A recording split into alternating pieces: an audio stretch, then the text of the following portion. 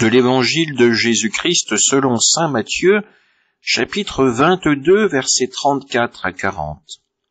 En ce temps-là, les pharisiens, apprenant que Jésus avait fermé la bouche aux Sadducéens, se réunirent.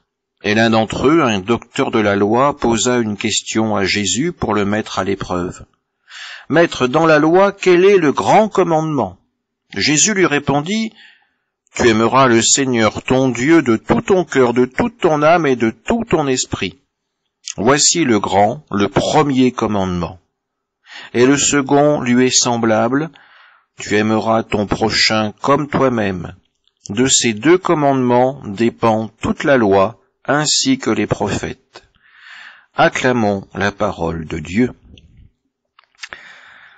Les pharisiens tentent à nouveau leur chance pour piéger Jésus.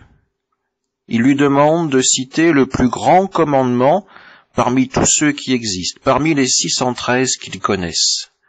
Ils espèrent pouvoir ainsi prendre Jésus en défaut et l'entraîner sur une polémique qui le perdrait aux yeux des foules.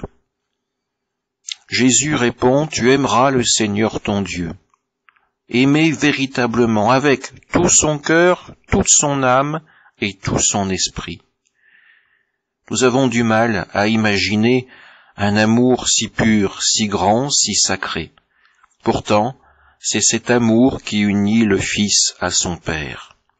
Cet amour qui constitue d'une certaine manière la nature même de l'Esprit Saint, relation d'amour entre le Père et le Fils, cet Esprit Saint que nous recevons lors du baptême.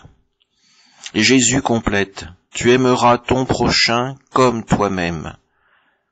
Un enjeu à l'époque actuelle. Déjà, il faut arriver à s'aimer soi-même, alors que finalement, toute la journée, il y a des motifs pour se faire dénigrer sur ceci ou sur cela. Et enfin, une fois que nous arrivons à nous aimer nous-mêmes, reporter cet amour sur le prochain, malgré ses différences, malgré les choses en lui qui nous déplaisent.